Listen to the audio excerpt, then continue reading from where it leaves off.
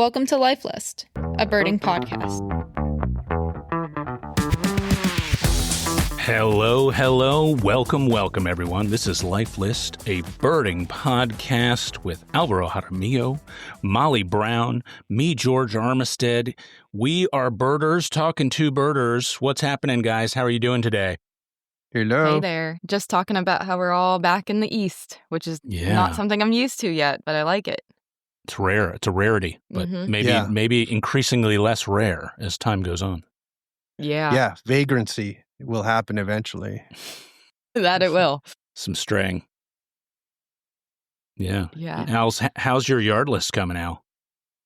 It's really good, actually. The rate of yard bird acquisition, which is the RYA factor, rate of yard bird acquisition, is higher than in the coastal California yard. So it took me to get to 80 species. It took me over a year in California. Like I was into next spring before I was at 80 species, and I've been here less than half a year, and I'm at 80 species. Boom. I like it. Yeah.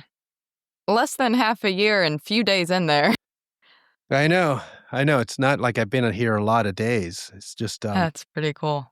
Just a lot of turnover because you get proper migration, right? So in California, you get a little migration and, a bunch of vagrancy. So a lot of things I would see here and there as vagrants, like rarities, but I don't think I would see them, I wouldn't expect them normally. Like it's not every year that I was going to see A or B. Here, I think there's going to be a lot more like every year I'm going to see a bunch of these things go by. But today I had a weird one. What'd you have? Well, it's like I have to analyze the photos, but I kind of sit outside looking for migrants in the morning, and a high flying tern. Like I had I don't know, I just looked up and I saw this dot going over. And I thought, what is that? It's flying like a tern. I thought, it's going to be a Bonaparte's gull. But I photographed it, and it's a tern. And it was just flying straight south, and I mean really high. Like, oh boy. The things where you don't tend to see a tern doing this kind of thing. Like a more northerly breeding tern, perhaps? I don't know. That's the thing. Like, I think like Arctic tern has this real translucency in the wings. And this tern had translucency in the inner primaries, outer secondaries, which is more like a common tern. But I have some good photos of the underwing pattern of the primaries, and it looks like an Arctic tern. And then, but with the conflicting features, I am already thinking, I never know what that thing's going to be. But I've never also seen a tern. Sternaspa. That's Have awesome. You guys seen a tern flying like half a mile up? No. Just booting it? Just as you say, that's, Bonaparte's gulls on occasion like that, but I've never seen any tern. Yeah, that's really cool. But I will let it rip on the, the bird ID websites and see if somebody just says, you know what, ignore A and B. This is definitely, look at this feature. It's kind of like, we'll see. We'll see if it's a mixed opinion or people are like, no, it's a common tern. But even then, I don't know. It's interesting. Yeah, that's awesome. Mm-hmm. High flying actual migrant. Like, that's weird. Wow. Yeah. Now, Molly, I'm guessing that last week you would have seen a few Arctic terns.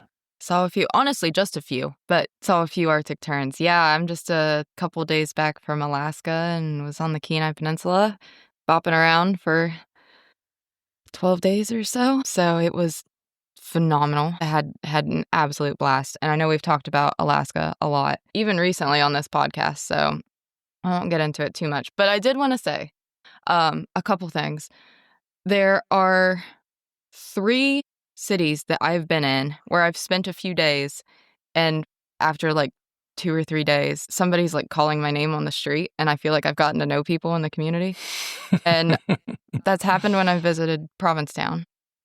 Nice. I used to do some work P-Town. in, P-Town. It happened in Halifax, Nova Scotia. I used to go up there and do some work with the Forest Foundation. And it was just the kind of place where, like, I don't know, people interacted a lot. But it happened twice to me in 2 nights in Anchorage. I was walking on the street. I had a little time to kill before I met up with the tour group.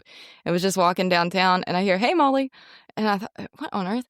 And it was somebody who works at the hotel we were staying at. And we'd just been talking and she was out not working and ran into her on the street. And then our final morning there, I'm out with my group and I hear West Virginia. Clearly that's for me. And it was one of the local birders and that I'd run into a few times already. And he was riding around on his bike and I had been complaining that I lost one of the feet off of my tripod the day before. And he was carrying an extra tripod foot, like the part that screws into the bottom that's just in case he saw me to give it to me. Wow. And it was so much fun. Really set the tone for just a fun trip and getting to meet local birders too, which is always great.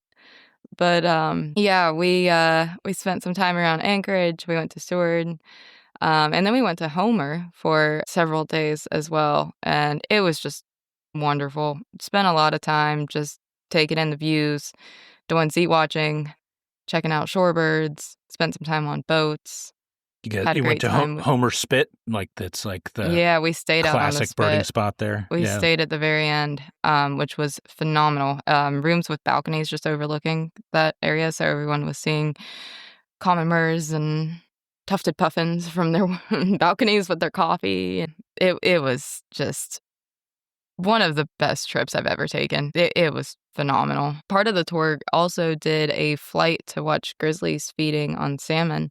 So that was out of Homer, and we went over and we're like scoping from the plains and landed in Lake Clark. And we were really, really close to grizzly bears feeding on the salmon run. And as the river comes in, it was pretty surreal. It was just a wonderful trip. Everyone's got to go to Alaska. And that's even without getting to the farther out places. But the other thing that I did, we had some long drives. I pick a genre of music to play in the van each day, and I always have fun with that. But for the first time, I played a Life List episode. Oh, wow. Whoa. I played our last roundtable that we did, so that's why it's fresh for what we talked about the last time. Any booze? Did you get any booze? I didn't get any booze. Got some sleepers, but... You know, folks listen to this to fall asleep.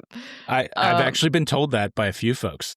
Everyone that's what they'll, and I'm like, I guess that's a compliment. It totally is. People are so excited to say, I heard 15 minutes of that episode and I don't know what happened after that. And I thought, well, we didn't even start talking by then. This is right now when they fall asleep. Yeah. Minute 8 right now. You're getting sleepy. Good night, y'all. Yeah. But the only other time that I've played an episode with folks is when I was in Hawaii years ago, and we'd recorded our first episode, and we hadn't released it yet. And I was just playing it for folks and asking for feedback. I think I remember that, actually. There was a lot of constructive feedback at that point, and I don't want to go back and listen to that episode now. I know. I would shudder. That's the one we got the comment like, what are they actually trying to do here? Yeah. Yep. Shout out to Ed Poland. Yep. Glad we've come some distance from it. But when we're recording and also when I'm editing, I am listening to this, but I don't really retain what's being said. So I have to go back and listen to it a third time to really just enjoy an episode. And it was kind of fun to do. And my voice isn't too bad. I forget everything I've said here, so I don't even know if I'm repeating stuff that's already been talked about, I have the same issue. Yeah. I almost should do like a database, do not talk about the event of whatever, the Chile tour from 5 years ago, because you already did that. Yeah. Yeah. I have long wanted to do keywords for each episode, and I think it'd be so cool if we could have a database of keywords for just birds we talk about and places we talk about. If any listeners really into doing that, you just give me a holler. I've noticed there's a bunch of new bird podcasts out there. I kind of started listening in on them, and I mean, I almost don't. And they're new, right? So you obviously are like, oh, you can see like, oh, they should probably do this or that. You start like being critical because that when you're starting out roughly what you're probably trying to aim for and how you finesse your chat with your co-host and all that over time or co-hosts. So I was like, yeah, I was thinking, that's interesting to see other people embarking on similar in that they're talking about birds, not similar in other ways, I guess. That's the whole point. We want to all be doing it in a different way. So, but it's cool. Like a bunch of new ones I'd never heard of. I was like, look around. I noticed that as well. Yeah, I'm looking forward to checking some of them out. Looks like there's some good content to check out for those long drives or for when I'm doing stuff around the house. I haven't checked out any new podcasts. I'm going to have to look them up. Yeah. This reminds me, I was listening to an episode of Naturally Adventurous, and they were talking about starting the new season. And y'all make our season jokes when I'm not here to defend it. Yeah, like how many seasons? 8? Okay, I don't know what season we're on, but we've done 2 a year. We used to take breaks. We were taking like a month off in June and a month off in December, but we're on the same season as Naturally Adventurous. I think we started the podcast about the same time, and they do 2 a year as well. So it's I think not we're season 6, I'm not right? totally rogue. Yeah. I think so. I think we started I think that's right. That could be like our tagline, the most well-seasoned, Yeah. I like that. Yeah. Yeah. I'll try to remember that. There you go. Yeah.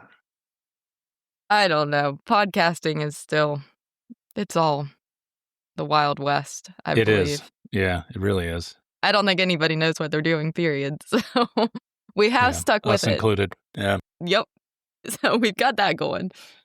I did read a New York Times thing where they were talking about Sirius XM, which has basically been playing music, and Howard Stern, that they've really bought into the whole idea of having the top talent in podcasting as part of their kind of new push, and that they make their money differently on podcasts than they do on like the regular subscription. But they were just talking about podcasting being sort of the thing that people now want to listen to in a long drive, right? As you used to sort of put on the radio back in the old days, and eventually it was like sort of sports radio or all those other things. But now it's like people want to listen to podcasts. So, some of these are so popular, right?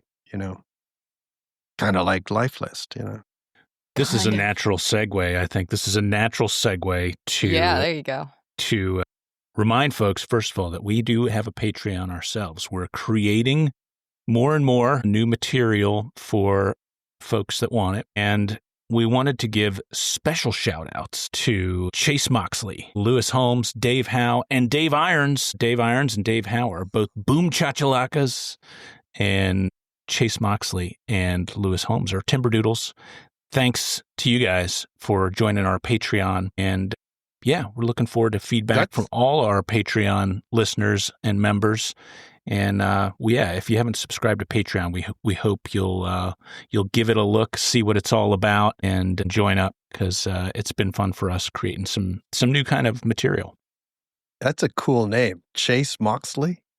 Yeah, I know. Sounds like he's playing for the Phillies. That's the kind of thing where you're like, I wish I'd been born with that name instead of, this huge, long, multi-syllable thing nobody, even in Spanish, can actually pronounce. Jerry Miller? Yeah. So, yeah. Oh, that's fun. Yeah, I'm recording our bonus episode this month, and I'm doing book reviews. I have half a dozen books about birds. That I wanna talk nice. about, so, yeah. I was realizing the other day that, I was kind of thinking about where I am perhaps frivolous. How long did that take? That conversation, internal conversation, man. Well, weekend. I'll tell you, it became a topic of conversation as I have been known to be rather critical of some of the folks that I live with here, Kristen included, but also our kids and who are adults now. And, I, as I say, have been known to be a little critical about some of the purchases ongoing and arriving, and realize that bird books are definitely Oh, boy. Yeah, not frivolous, but they do take up space, and I do keep buying them, and I really like having them around. And now the other things included hats, baseball hats, and shoes. And I realized I really like to have the right shoe for the particular outing. So I won't dwell on that too long, but those are that appear and Instagram has very much figured this out about me and is busy letting me know all the things that it has. And damn, it's good. It is really good at finding stuff that I want to buy. But yeah, I just bought a couple new bird books, and I'm pretty excited. I handed them off to Dad. He's going to review them and we'll put them up on the Hillstar Media site under the book review section for folks to check out.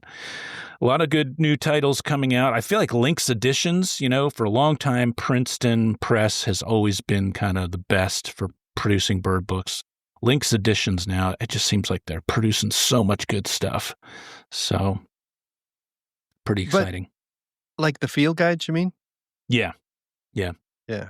My critique with Link's field guides is that they use the same artwork that's been used for the original Birds of the World.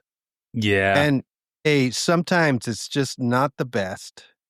Right. Can be. It'd be nice to see them upgrade really it. Good. Yeah, there's sometimes when there'd be obvious things to upgrade that would be nice. Yeah. And if they have one image, so like you go to the Galapagos and the yellow-crowned night heron does not look like anything like a yellow-crowned night heron, and they put in a regular subspecies. Right, they put in just a regular-looking yellow-crowned night heron in there, and you're like, well, that's useless. Right. I mean, that is not what they look like here. That's not what they look like there. So you're going to go those there. Those teeny tiny barn owls that are like those little, like you need the barn owl for the Galapagos. Right. So I have critiques in this. I think they try to do them quickly, so they're actually getting a volume of books out. Most of them are really good. The information's really good. The maps are really good. But sometimes the imagery, they should just spend more money creating brand new imagery for the stuff they really don't have in their presets stuff. I think that would create actually more excitement about the books as well. Yeah, that's right. Yeah. And now AI can create the images, so like it's cheap. Yeah. Oh boy. Wow. You're making friends with all the artists out there. Talk to Peter Burke about that, Al. See what he's got to say. Oh, he's probably doing it himself. He's like, hey, this is way quicker than painting all this crap. You get the AI to do it and then just fix it up. Yeah. Speaking of, I've been cracking open your Chilean field guide, Alvaro, so we'll have to talk more about that soon. But I was reading the introduction. It is 2002? I think maybe. I just read. Well, I read the foreword and your acknowledgments and everything too, and you're talking about Peter in there a lot and how he couldn't possibly paint all of those to fill the field guide, so he had to bring in help. So I guess you've got that solved for the next edition. Yeah. But I know. I'll tell you what.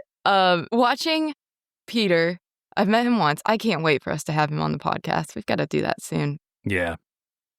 Watching him in Windy Impenetrable Forest in Uganda when he just sat down and started sketching for a bit. Were you there at that point? Yeah.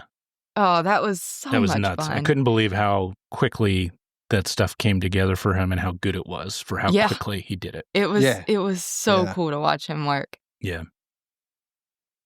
I also, talking about Instagram purchases, we have the same issue in our house where books take up a lot of space, and it is the one thing that neither Jimmy nor I have any control over, nor wish to control. They're just constantly rolling in. That's actually my project after we're off of this today. I'm turning our little upper loft that is sitting height only into a library space. So we're getting the shelving up today, and I'm categorizing all of my books and can't wait. But I really don't make impulse purchases, but inspired by the other tour that I've done since we last recorded, our Panama Chill Mode tour.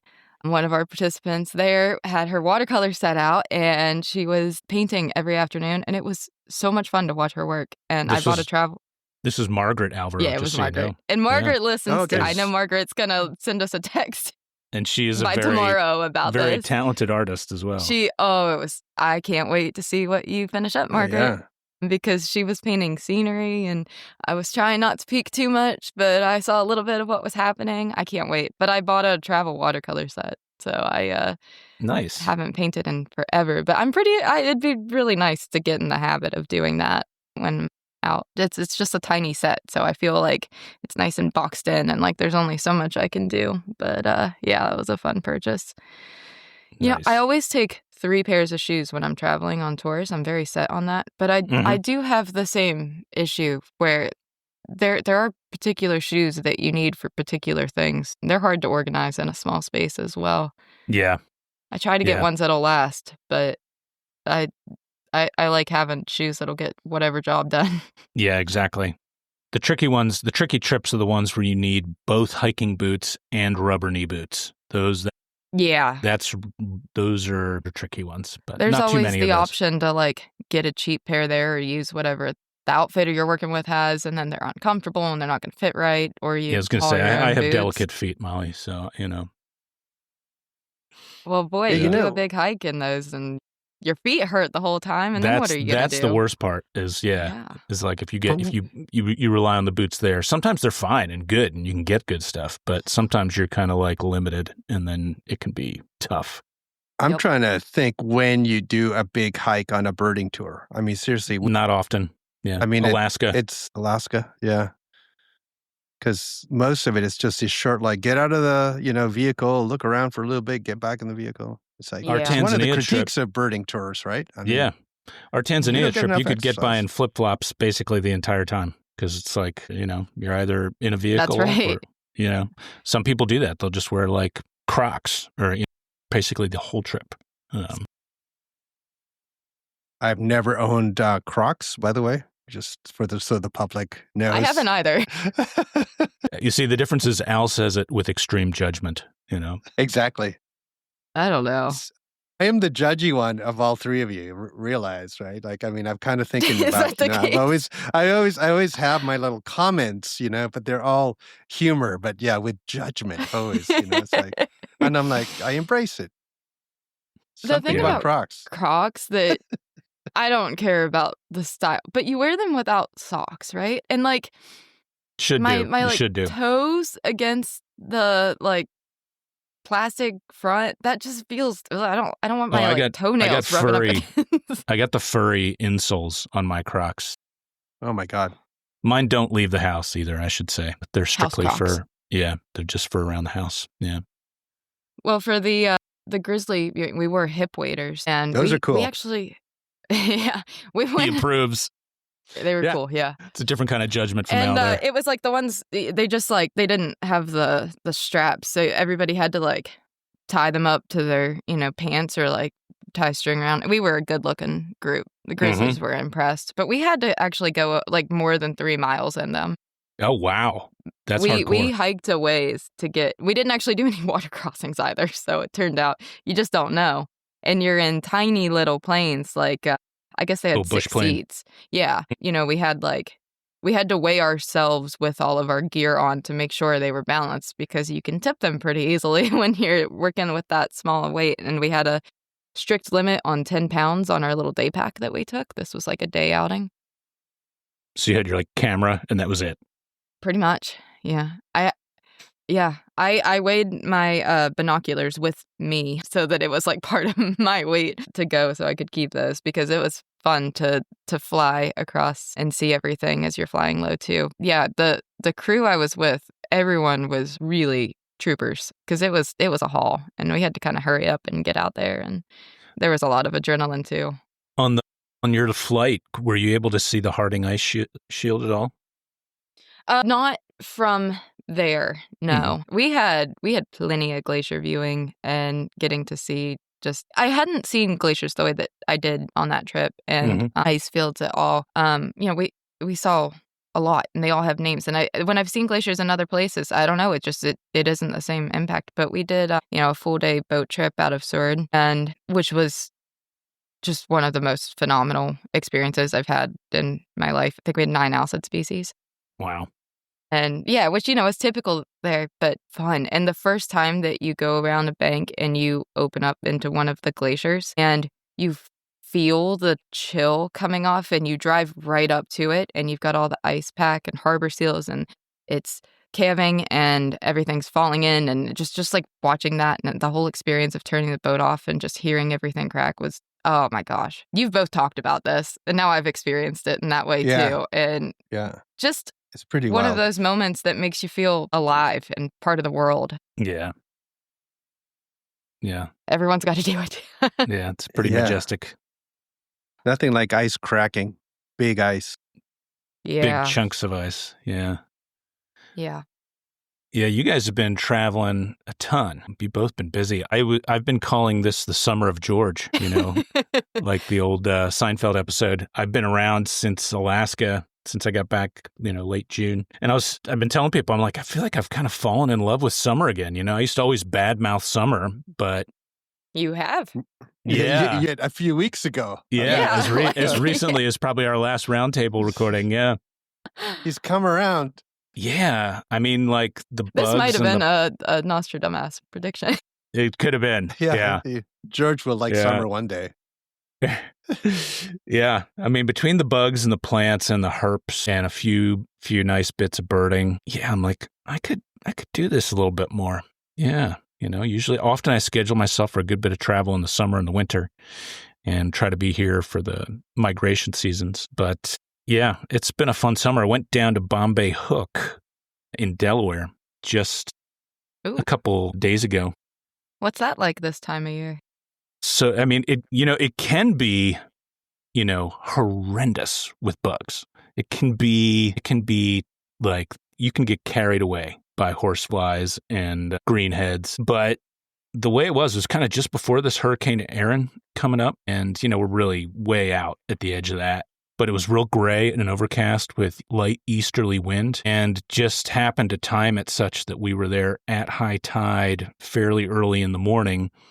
And those, you really can't ask for better conditions than that at Bombay Hook this time of year, early, mid-August. It was high tide, as I mentioned, and there were thousands of shorebirds there. It was just thrilling. There was a juvenile peregrine that was ripping around, terrorizing all those poor semi-palmated sandpipers and short-billed dowitchers and semi-palmated plovers. I did my heart, went out to them, those birds that had traveled so far, and this juvenile peregrine that probably came from a hacking tower in Wilmington, Delaware or something. It looks like it was just having a grand old time chasing anything that moved. But while we were there, Doug Gill spotted the curlew sandpiper, beautiful adult curlew sandpiper that had been seen a few days prior, but I think it hadn't been seen for at least a day or two by the time we got there. So that was really awesome. Yeah. And then this whole New Jersey Audubon group arrived just, seconds after Doug had spotted that, and Scott Barnes and Linda Mack and Carol Hughes, a bunch of people were there.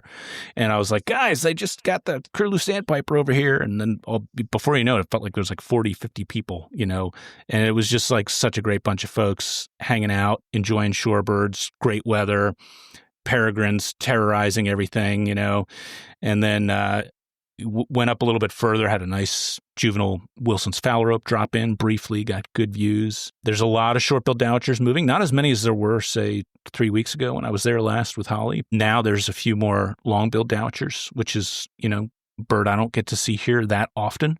Yeah.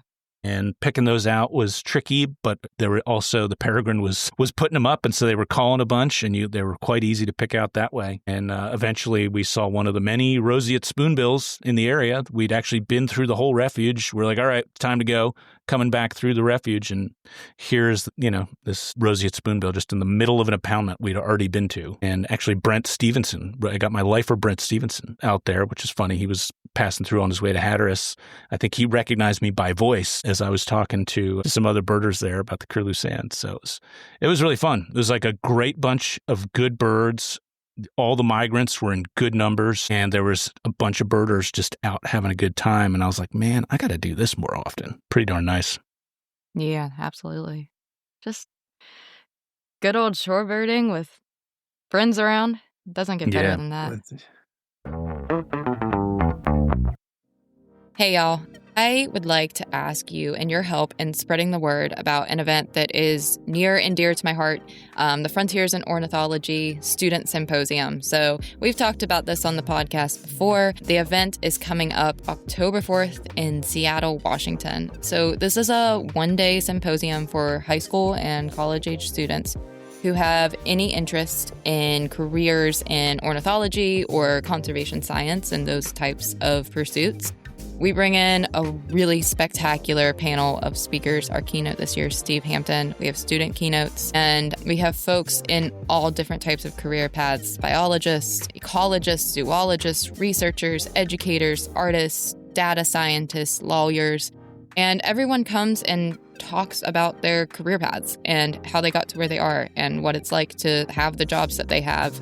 It's a really unique event. This is our third one. It's our first time doing it out west. And we have students who come both locally and who come from all different parts of the country to these. I just think the world of this event. I'm really, really happy to be on the board for it and would love your help in spreading the word for anyone who might be interested in participating in it. There are scholarships available. We have opportunities to offset costs for students who attend.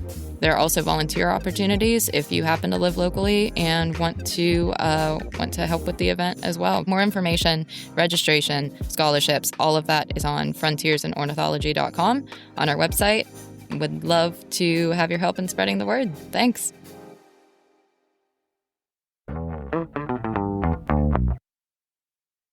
Summer stories. Got to give you a summer thing because late on us, Al. Yeah. Well, because you started the whole thing with you're kind of cool about summer now because you've been looking at bugs and plants and so on. Yeah. So when I returned from the last trip, come back to this place, which is still really new to me, right? And there are butterflies everywhere. And that's kind of cool, right? It was loaded with giant swallowtails. And, oh wow! Giant swallowtail is Canada's largest butterfly. I'm not sure if it's the U.S.'s largest butterfly, but at least it's here. It's known as a big butterfly, and it's spectacular, black and yellow, and the whole deal. And it's got giant right in the name. But then I'm thinking, and I'm like, when I used to live here, I could swear that the only place that you saw giant swallowtails was like Point Pelee, like way down south. And then I'm like, oh, I must be remembering that incorrectly because like they're everywhere. So I asked Peter Burke, of course, who's like, my guru of all things Ontario. And he said, wow, I forget how long it is that you've been away. Mm-hmm. Said basically the plant that they use, prickly ash, I guess it's become more common and it's actually moved north. And the butterflies are now all the way up into the Canadian Shield, which is, sort of Algonquin Park at the edge of that, basically. And they were, back in the day, you'd have to go kind of south of Detroit, roughly where Point Pelee is, to see them. And that was the only place in Canada. And now they're all over. They're the most common large butterfly in my yard. Wow. And I was thinking, how can we go, it's a lifetime, right? It's still a lot of years, but it's still natural things don't shift that quickly. It's a often, relatively right? short amount of time. Really, for something to go from being non-existent to abundant. And I thought, wow, and little things like that have been, quite frankly, much more exciting to me than a lot of the birds. Because the birds I sort of have a general knowledge about. I have been excited about the fact that bay-breasted warbirds have been just like accumulating. Like there's all sorts of them here right now. And I'm thinking, wow, they're sitting here waiting for weather to move south. They've just kind of arrived. And sure enough, I've looked at eBird and it's kind of like they've stopped moving for a bit. They're just waiting for the right weather and to move south. They're just fattening up there, huh? Yeah. It's like bay breasts and Cape Mays. So it's like those two. And you think, that all these little things that I can watch just within walking distance of my place is really neat. And it all seems like being a new birder again, because and all these bugs, I'm picking up brand new bugs, cuckoo wasps and all so many bees and wasps here. Yes, those are so fun. Yeah. There's a lot of stuff. Yeah. Yep. Been really fun photographing bugs. And these clearwing moths, I just love them. But every time I see one, I like run to get my camera. I'm like, I gotta get them. They're just like so cool, I think. And I would like to get some more moths. I actually, we've talked about black witch before. Mm-hmm. I was hiking in the woods about a week ago and saw a large, dark butterfly moth-like thing come off the trunk of a tree and just disappear downhill into the woods. And I was like, that looked like a black witch. Yeah, but this probably was. I bet it was. I really thought that's what it was in the moment. I did not see it well enough to be sure, but man, that would have been a cool one. And I actually saw, I got a snout butterfly in my yard, which is not that uncommon, but I'd never had one in the yard, but it escaped before I was able to get a photo for INAT. So it is not a part of the Le Chateau de Chouette INAT project, which I've got going here, which means the Castle of the Owl for those that don't speak French. Yeah, I'm with you, man. Bugs have been fun. I know, Molly, you've got an abundance at your place as well. And still always been chipping away jealous. at them. Yeah. We're having a blast with it. Although right before I left for Alaska, it was getting fairly cold at night into the low 50s, and the moth light had really slowed down. I should have had it on the past few nights, but I haven't got back on track yet. But I was just doing a little analysis of butterflies that haven't been reported in the county, but should be. And I was tracking down their host plants yesterday, and now I want to spend some time looking for them, just doing a comb for caterpillars through the property. Hackberry emperor being one. Oh, yeah. Nice. And fiery skipper, which these are really widespread. They're not they just haven't been reported around here. And I need fiery still for here. Yeah. I've photographed them. I had to look this up in my INET records in Arizona, but that's it. But yeah, I don't know. I haven't done targeted butterfly or caterpillar searches like this before, but I'm in the mood to. So we'll see how this goes. The other cool summer thing, very Canadian thing to do is we actually just a few days ago bought a canoe, and I took it for a spin. Well, actually not a spin. I was going straight because that's what you do in a canoe. You should not be spinning a canoe, and straight out the backyard essentially to the marsh, and got myself in some spots, and there were Virginia rails and all sorts of things, kind of like swamp sparrows out there. Nice. And an otter. My first trip out, an otter swam by, and it was really weird because I heard all this sloshing around in the marsh, and then it wasn't like a splash, but it obviously went in the water in the weeds and then swam underwater with such force that it was creating like wakes. Little wake. Huh. Yeah, like a sort of a sandy beach kind of, rather than a wake like a V from a boat, it was sort of up and down kind of undulations of the water. And then I'm like, oh, that's got to be an otter. That's no beaver, and found a beaver lodge too. So that was pretty cool. And then the otter pops out its head at the end. And I was thinking, okay, first canoe trip out, I see an otter, find a beaver lodge, see some rails. I'm like, this is all right. I like it. Clearly you survived your gauntlet of mute swans to get out there too. So. Yeah. It was like 80 mute swans. Yeah. One of them looked kind of like he was going to attack. And I was like, yeah, if it attacks, I'm hitting it with this, there's no, I yelled at him. I said, there's no law protecting you, buddy. There's no law protecting you. And I did the little eye thing, the two fingers in the eyes. Yeah. The one sound they make does sound very like they sound extremely disapproving. They they kind of do like a snort mutter, sort of like it's like, just sort of like very. They're judgy too. Yeah, they do. They seem like they're kind of harumphing around, Yeah. Yeah, I know. Well, if you're in a bad mood, just go out there and have your little judgmental match. Yeah, that too. Direct your letters to Alvaro Jaramillo there, folks. Yeah. Yeah. It's like, it's like, do you really do this? It's like, have you guys heard of humor? No. Do you think, I feel like you need a trail camera on your shoreline. I feel like I wonder what mammals he you'd needs pick up a there. GoPro when he's going through the Yeah, Well, Mute Swan that you need. gauntlet. Yeah. I put a trail camera up, and all I get is our dogs going by. So I got to put it in a different place. And a squirrel's head, kind of. There's one with the squirrel head at the bottom, kind of looking at it, going, "Hey, what?" It's like, no, Squirrel. One for the list. I just checked ours when I'd had them up for a month or so and checked them yesterday, and we have a huge black bear on our I saw that, property. Molly. That looked like a big bear. Yeah. It does look big, and I just spent time with a lot of bears and came back and thought, oh man, a lot of times, I don't know what it is about how they trigger stuff, but I'll get like a paw print or just like the back end of a bear as they're taking off, so I can't always tell the size, but got some full videos and realized what we have hanging out here. Yeah. It's actually one I don't want to run into. Man, yeah. I was reading someplace that apparently I think Eastern North Carolina averages the largest black bears in the country. Yeah, I think that is right. Obviously you're not right there, but not that far away. And I was like, that's a big animal right there.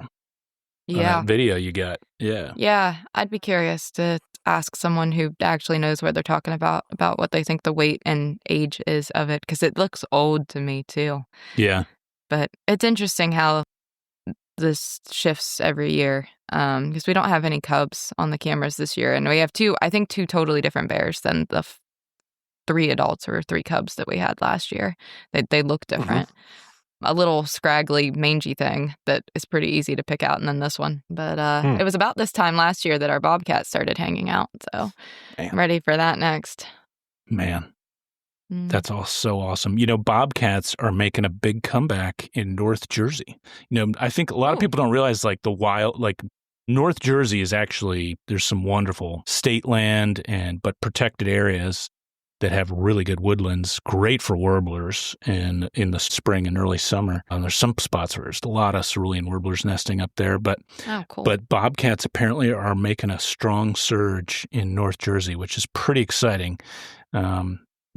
If they can do that, you start to fantasize about, could they make their way down just this way? And, they're in Pennsylvania for sure. There's a lot of good woodland for them, in Penn's Woods, as they call it. Yeah, that's nothing better than seeing wild cats, really. Yeah. I see bobcats so often when I'm in the South, certain places in Florida and Texas, North and Carolina Arizona, and Florida. I've probably seen more there than anywhere in Texas, And they're clearly a lot more, not habituated, just comfortable around people, and you see them in more urban areas. And that's not the case here. They're quite hard to see in this area. But I'm curious what their habits are like in New Jersey, because they're never that far from people, right? I bet that they're kind of like yours. I bet they're pretty spooky, would be my guess, but it'd be interesting to see. Yeah.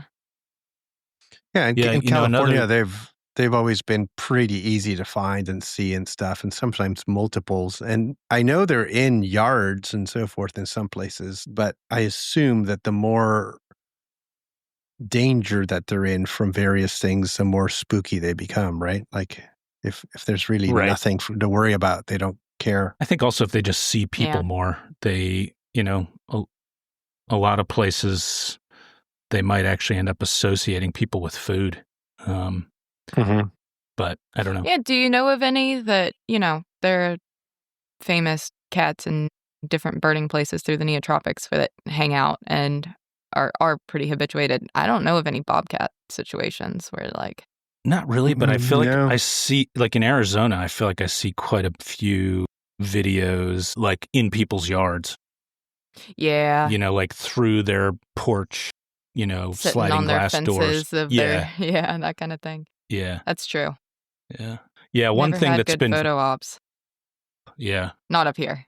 Yeah. One thing that's been fun here is we're pretty much peak a ruby-throated hummingbird right now. Yeah. And I got pretty excited the other day because I saw one that looked like it had really long wings, and I was like, oh man, maybe this would be like black chin or something, looked like the wings were sticking past the tail. Yeah, which, I've never had any other hummingbird here besides ruby throat anywhere in Philly, aside from the one Allen's hummingbird that showed up here years ago in middle of winter. But at the house, obviously just ruby throats. And then I realized that, a lot of these were adults and all of them are molting their tails right now. So, so it was a false alarm, but I'm being vigilant. I'm trying to watch the hummers here. Kristen's been really vigilant about keeping the feeders full, and they're to the point where during the amount of time that she will be changing the feeders, they kind of sit around looking impatiently like, what the hell, man? What's going on? You took the feeder away, so it's been fun. If they're molting, you think they're migrating? Or do you think I don't think they're actually migrating hanging yet. out? Oh, okay. Well, I think some are starting to migrate right about now. Because that's why you said peak. I was thinking, peak movement? It seems early, but peak at the feeders here. Peak numbers. That's what we've got too. Okay. Yeah, okay. but I do think there's some are migrating already, but I think, and this was really more about a week and a half ago, I guess, which is, as the hummingbird tail feathers grow is quite a long time. But, right now they're starting to move, and through, by mid-September, they're basically gone. I remember vividly living downtown in my condo, which was about kind of 2-3 stories up, depending on where you were in the condo. And I could sit at my desk and look out more or less kind of rooftop level. And there was one day I remember I counted 9, this is the most urban part of the city, one of the most urban parts of the United States. Some people, like one realtor told me it was the most, other than Manhattan, the most urban part of the United States. And I had 9 going, like hummingbirds, just migrating basically south, right over the city, middle of the city at rooftop level. And I just thought that was so cool. They were like, yeah, I don't care about the city. I'm going that way, just go right over these buildings. Yeah. So that's coming up. They're just starting right now. But yeah, I think they're finishing up their molting. Some are still molting that I could see this morning. Yeah.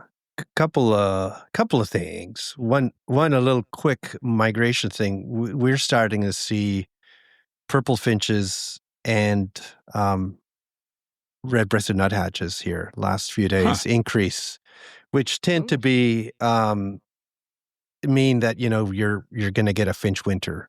That's often what people say when you get early pushes of red-breasted nuthatches and purple finches. There's going to be a move. How many redbreasts are you seeing, just roughly? Just a few, but it's just in my yard. Okay. Apparently out where it's birdier and the point, they're seeing more, like I don't know, 20, 30 or something. Yeah. But I'm seeing ones or there? twos. No, okay. They don't breed here. They don't breed that far away, but also it's just early, and you can tell. I think It's been a couple years since it's been a big year for them, Yeah. but there were a couple big ones, 3-4 years ago. Yeah. The other thing is, when the Alaska episode I was listening to it, and I think it was Phil started talking about when he'd gone somewhere looking for little gulls. I don't know if it was Wisconsin or something. I don't know where it was, but Michigan. Yeah, that's right. He Okay. saw, yeah. So little gull is near and dear to the hearts of Ontario birders, right? It's actually the logo of the Ontario, field ornithologists. It is the first place that they nested in North America, was the Second Marsh in Oshawa, which is just east of Toronto. So that was in the 60s, I think, 60s, 50s, 60s, or whatever. And the largest numbers of little gulls, I think, seen in North America have all been in Ontario. It's like it was Long Point. I think the max number was something like 260 going by. Okay. That's a lot. 66 or something. And one day, and then there was another time when 200 plus were seen as well. But the one thing that he mentioned is, I think he mentioned about them breeding at Long Point. And that's the thing, that it's an interesting kind of deal of where these birds breed. And they actually have never bred at Long Point. It's the place where the biggest numbers show up in migration. But they bred in really weird places. They bred in Quebec. They bred on multiple spots in Ontario. There's only been one place in Lake Huron where they bred for 10 years in a row, which was Limestone Islands, or at least 10 years in a row. Most places they'll breed 1 year, 2 years. It'll be 1 or 2. Then they disappear. And the thought has always been that they're breeding way up in the Hudson and James Bay lowlands, like in northern Ontario into Manitoba. And actually, there's breeding records from Churchill, Manitoba, here and there, and sort of. And it turns out that's probably the case. Been this recent summary that was published in just last year, and it's little gulls in the Hudson's Bay lowlands in northern Ontario, 1973 to 2021, and it I think is published in Waterbirds journal by Fries, Chip Weslow, and Ken Abraham, Christian Fries. And what they actually did is they had info from all of these people who were doing other work like geese and other kinds of Arctic work, where they took down info on what they were seeing. And essentially they were able to piece together that little gulls are always seen in this area, basically every summer, sometimes like 100 plus. They see juveniles showing up in late summer and sometimes multiple juveniles. So while there's been very few nests found in that region and the access is so difficult and nobody's actually gone to just survey little gulls, that is likely where the little gulls in North America all breed, is Hudson's Bay, James Bay lowlands. And it's kind of a cool thing because it's a mystery because not enough people get up there. You can kind of visit it from the edge of that area. Like I said, Churchill towards the north or Moosonee, Ontario towards the south. And once you're there, there's no roads. Like you can't really get anywhere. You can maybe bush plane into some places but there are probably hundreds, if not, low thousands of little gulls breeding in that area. And then what they do, Wow. how they migrate is unclear, right? Because even then, like, how many places do you know where you can see more than 30 little gulls in one time? You'd be probably like none, right? Like maybe Almost a few, none, two or yeah. three. I was just looking up high counts elsewhere. I thought that there was maybe a triple-digit count in North Carolina. I think it was close, but not quite to that. New York has had close to triple digits, but nothing like the numbers you're talking about. Yeah. So it's a neat little, like, kind of like it's maybe they've always been here, because that was the other thing. Have little gulls invaded from Europe in the last 50, 60, 80, 100 years? Or were they always here in small numbers? It's kind of hard to know exactly what their history is, but they're definitely not a vagrant. They do breed. They just don't have that much information. And and where they breed, there's no people, basically. There's no people, but they will breed way south of that too, like in the Great Lakes, which is kind of cool, that they will. It's funny. Anyway, I was going to say, I thought I'd fill you in on little gulls. Yeah, that's cool. Because I've wondered about that, in part because, Al, the only nesting pair that I've seen in North America was at Churchill, Manitoba. And I remember we were struggling that year to find Ross's gull, which was always the big target up there. And they used to nest right in town. And all we were finding was this beautiful, really, breeding plumage little gull is really an exquisite bird. And I remember having seen Ross's gulls before. I was like, I've actually seen fewer little gulls, and these things are gorgeous. Yeah. And so I thought it was pretty awesome, but we did eventually get distant views of Ross's gulls on that trip. But each cool. Other's closest relatives, little gull and Ross's gull. That's right. Yeah. In fact, in juvenile plumage, they can conceivably be tricky at times. I've seen photos where it was surprisingly difficult to tell at times. Yeah. No, it's a neat bird. Yeah, I had fun watching them in Finland, on the tour. So that was cool to see them where they're supposed to be. What kind of numbers were you seeing there? Like there was a colony of like maybe 30 or so that we were looking at in the scope. That was sort of the largest numbers. Or otherwise you'd go see them kind of flying by a river, just, going by. And they take habitats more like, I would say like a Forster's tern, like marshy type situations. They're not nesting in trees like, you might think like Bonapartes and other things that do that kind of thing. The weird thing is my only place where I've seen them nesting was in Limestone Islands in Georgian Bay, where they were essentially at the edge of a ring-billed gull colony without any marshy habitat, nothing like that whatsoever. They were in a common tern colony, and that's probably the most unusual nesting way to situation. actually see usually, them. Yeah. Right. Usually it's more marshy, but they're cool. They're really cool. Very nice. Fantastic little bird, and truly a little gull. I wanted to relay something, shifting gears a little bit as we're winding down here, that I am a little embarrassed about. It's not the Crocs, no? Not the Crocs, Al. Not the Crocs. With the fuzzy lining? Yeah. The fact that I don't wear them out of the house is perhaps... Are they monogrammed with, I do have some of those. I don't even know what you call them.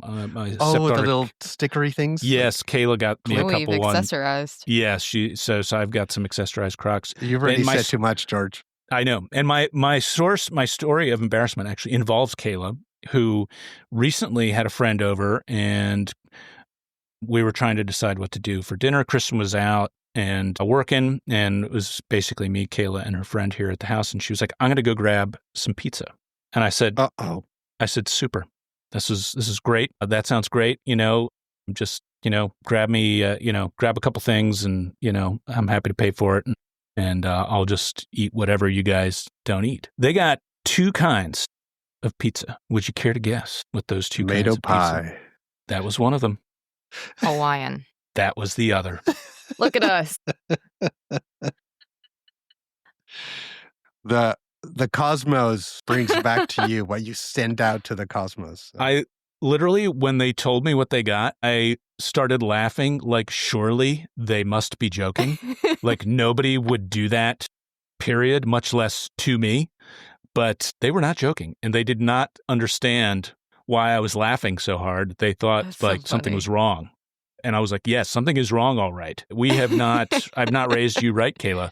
This is not, this is not the way this is supposed to work. We need to build some culture into your life, So yeah, that was really a sad day. And frankly, I'm still getting past it. Whew. My True God. story. True I bet story. you thought about us right away. I sure did. Yeah. You probably had to go to your office, little drawer, or lower right, kind of little wooden squeaky drawer, and just get a Necco wafer, pack it out, and just eat those all by yourselves while you were crying. Yeah, that's pretty much. I turned off all the lights, went down to the basement, and grabbed my security pack of Necco wafers. Yeah, and you put on "All by Myself," that song, Yeah. It was grim. I don't mind saying grim. What we're ending the show, I know, but I just wanted to say it's it's the 23rd right now of August 25.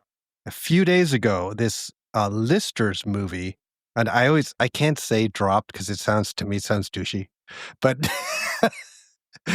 was let out on the earth. Released. Premiered. Premiered on YouTube, and I have not seen it yet, but it is getting a lot of really positive feedback about birding and birds as a culture. And I am going to sit down either tonight or tomorrow and watch this whole thing and, check it out. I recommend it. I have not seen this much buzz over something like this. I mean, I had a friend say, this is the birding movie we've all been waiting for. Others said, better than The Big Year. Others said, there was critical stuff too, but none of the critiques actually rang true. To me, they were sort of, so I'm interested in seeing, because it's two guys who had basically no idea about birding, and they decide they're hockey players. They're basically going to go, do a birding thing for a year and then tell the story. Those guys are funny. Yeah.